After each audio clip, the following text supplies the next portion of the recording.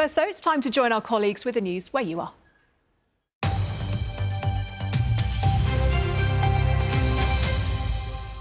Hello there, good afternoon.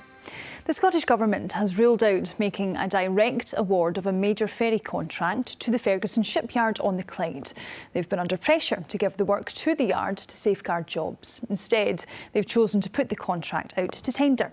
Well, our business correspondent David Henderson is with us now. And David, just tell us, how did we get to this point? Well, the West Coast ferry operator Calmac, it needs new vessels to replace its ageing fleet. So the ferries agency CMAL wants to order up to 10 new ferries, small ones, about 50 metres long, to operate on its short-haul routes. But there has been pressure over recent months on the Scottish Government to make a direct award of this contract to the Ferguson Shipyard on the Clyde to safeguard jobs there. That's because they will soon complete two long-delayed and over-budget ferries, and they need more work. But that controversy seems to have deterred the government from going down that road and making a direct award to Ferguson's. And we understand also that there was concern at the prospect of a legal challenge from a foreign shipbuilding yard if they had been shut out of the bidding contract. So instead, the contract will go out to tender and any ferry builders can apply. So, David, what's the reaction been to this then? Well, as you would expect, there's concern at the Ferguson Shipyard. The GMB union, which represents workers there, 300 or so workers, they say there is work to tide them over in the coming months, but they really want to win at least part of this contract to safeguard jobs. Now, the Scottish Government has just said today that it will award £14 million to the yard to invest in equipment, so it should be possible for them to compete better for work to come. The union welcomes that move. It says it will help, but it doesn't guarantee those jobs are safe for years to come, as they'd been hoping. OK, David, thank you very much for bringing us up to date on that. Police are trying to trace a motorcyclist after an 81-year-old man was fatally injured in a hit and run in Blackburn on Friday. The incident happened at around 7:15 in the evening when the man was crossing Bathgate Road with a walking frame. He was struck by a motorbike. The rider made off from the scene. The man was taken to the Royal Infirmary of Edinburgh, where he died earlier today. Now, there's been a big rise in the number of people caught speeding on the A9 following the easing of COVID restrictions.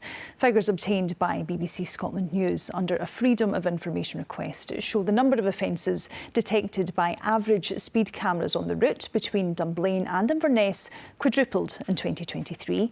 Our reporter in the Highlands, Chris McLennan, has more detail.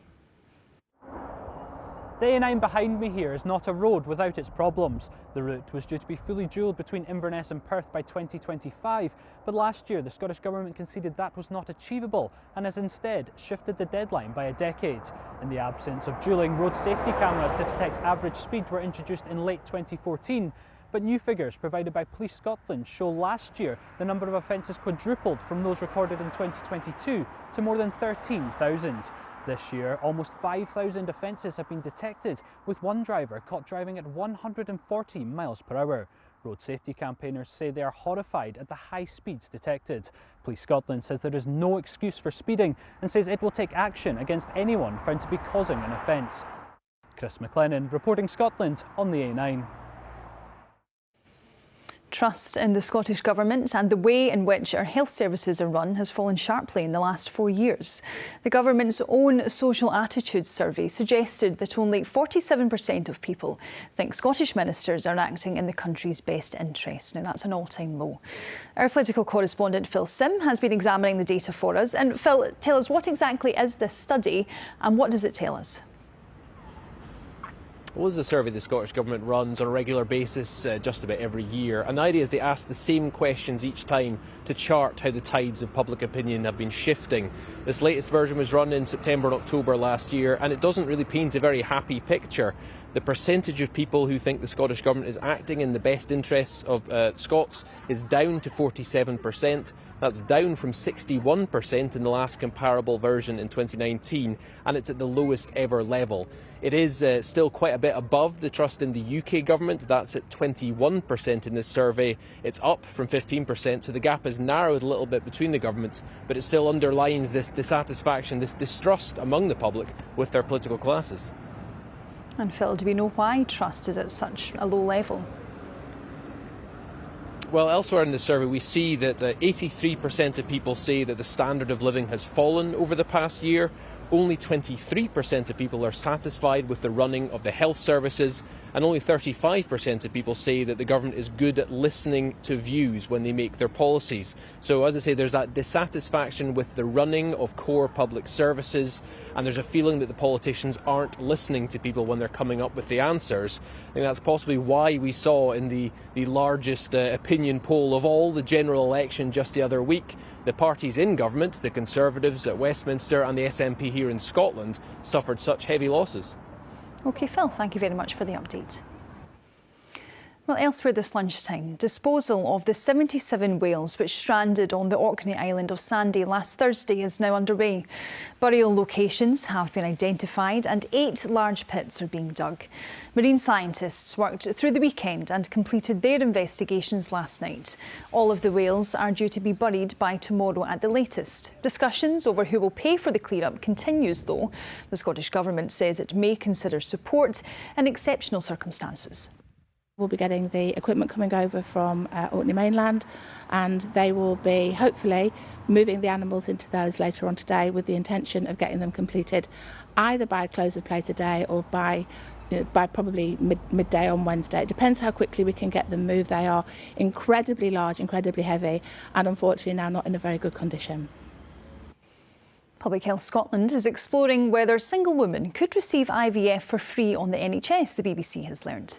The Scottish Government said the National Fertility Group, comprised of experts from the NHS, charities and government bodies, has asked Public Health Scotland to model the eligibility, demand and cost implications of the move. They'll then make recommendations to ministers on the matter. Currently, only couples who meet certain criteria are eligible.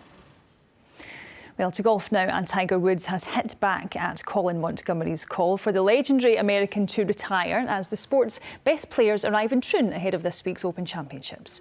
Wood is one of the game's greatest ever, winning 3 of his 15 majors at the Open, but in recent years he struggled for fitness and form, prompting Montgomery to suggest he should bow out. That provoked a sharp response at this morning's media conference. Well, as a past champion, I'm exempt till I'm 60. Colin's not. He's not a past champion, so he's not exempt. So he doesn't get the opportunity to make that decision. I do. That's, I mean, you've earned that. You've deserved it. So when I get to be at his age, I still make that decision, where he doesn't. And you can see more on that tonight at 6:30. Well, to football now, and Scotland's women face Serbia tonight at Firhill.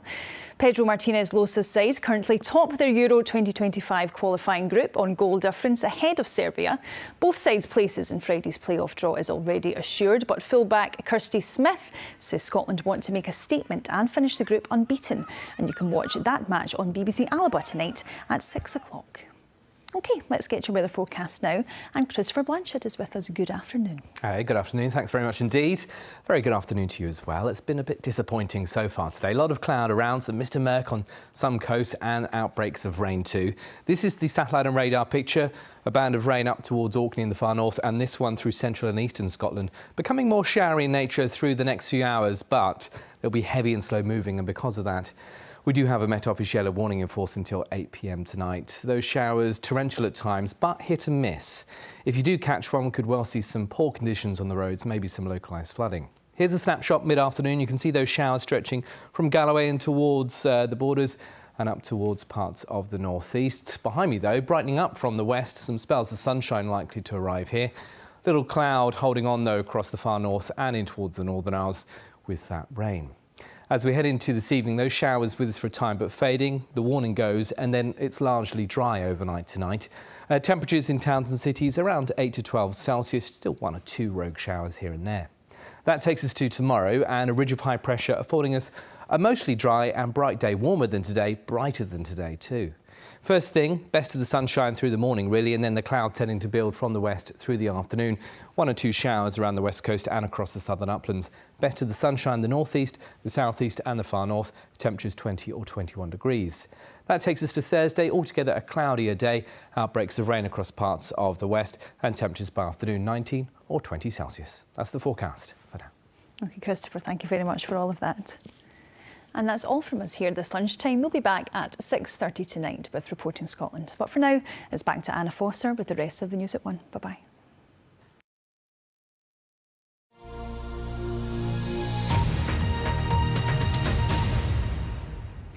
Now, bamboo, which starts